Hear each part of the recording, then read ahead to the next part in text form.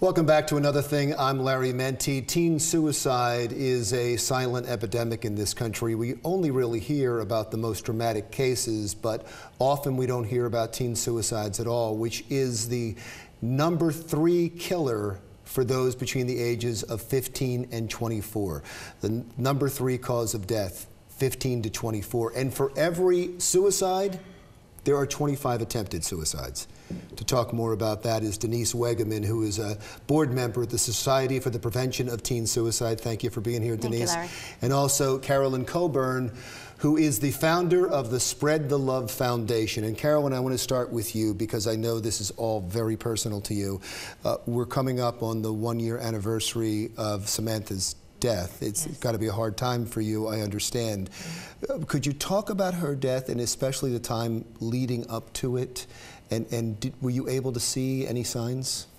Well, Samantha was struggling before she took her life. She had health issues, and she was put on multiple medications for her health issues, which exacerbated anxiety, and she already suffered from anxiety attacks.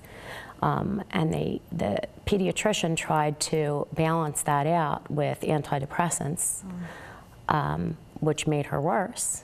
So they switched to another antidepressant, and she said she was getting better. And I believed her.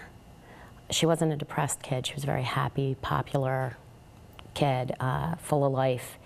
And the night before she hung herself, she told me she was finally happy again, that she was so happy, and she looked joyous. So we were pretty blindsided. And it's a common theme that we hear, that kids are, once they actually make that decision, they're very happy. And I never knew that. I had no experience. Now, how would you know that? And that's what this is all about. Right. Denise, you're also a therapist. Is that a common story? It's very common because usually when somebody has decided to complete an act, they feel a sense of relief because they're in so much pain, and that's why it's such a solution for them to complete suicide. I said at the top of the show that you don't always hear about the suicides, except for the most dramatic ones. And I understand there's a reason for that, as you pointed out to me, because you don't want copycats. You don't the thing is you want to be very careful. There's national safe messaging guidelines that really need to be followed, because when you have things out there, there's a lot of kids that might see attention or things that have come when somebody has completed suicide, and so you don't want to start a contagion or a copycat issue where people, they feel like, well, if they did it and they were popular and they had all those things going for them, then why shouldn't I just complete suicide? But it's a double-edged sword too, of course, because when you hide the problem, someone like Carolyn doesn't know that someone could be euphoric or happy before they commit suicide, so the information does need to be out there at the same time. And I think it's really important. I think it's very important for people to educate themselves. Our organization was started by 2 dads who lost their children to suicide within a couple of months, and they were appalled at the lack of resources for parents as well as for teachers. And so they actually got the first legislation passed in the state of New Jersey because they thought, who's with the kids a lot? Teachers are. So if we mandate training for teachers on suicide, then they will be able to know what some of the warning signs are and maybe get those kids some help. And I'm happy to say that New Jersey was the first state that passed the legislation as a result, and teachers are mandated to take training every few years. The pharmaceuticals involved, did that play a part? Yes. You're sure of that? Yes. Yes, I am. How can you be so sure? You just saw that much of a change? Yes. I had a happy ball of joy. She was a very funny, happy child, well-loved, loved many. It just was not at all like her. And the last month, on the drug that she was on, I saw some changes, but I didn't know what I was saying. I had no idea what I was saying, and we were arguing over it. I saw some strange behavior on her behalf that was uncharacteristic of who she was. So, pharmaceuticals are a difficult area because they all come with this black box warning.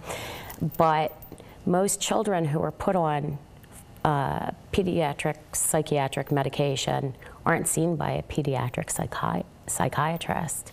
It's prescribed by their pediatricians.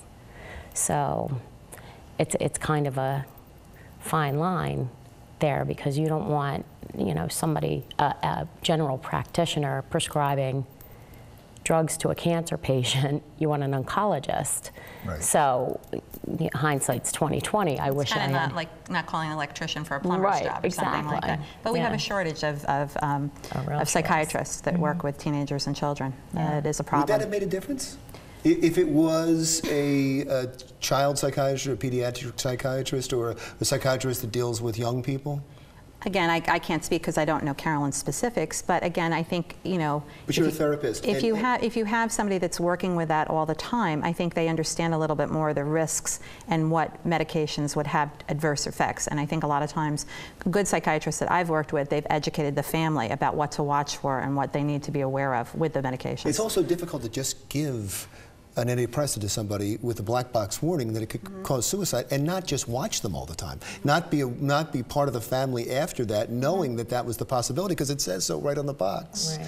I mean, maybe there has to be education not only for families and for schools, but for the medical world as well. Absolutely.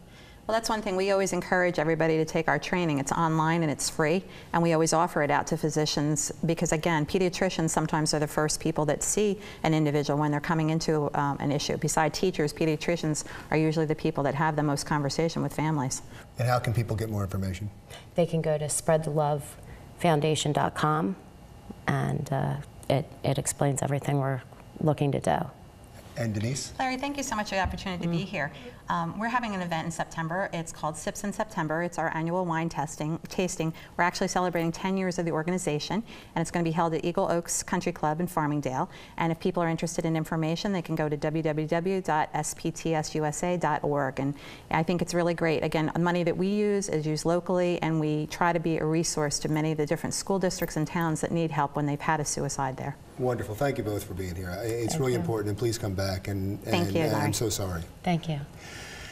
Denise Wegeman, who is a board member and a therapist with the Society for the Prevention of Teen Suicide, and Carolyn Coburn, who is the founder of the Spread the Love Foundation.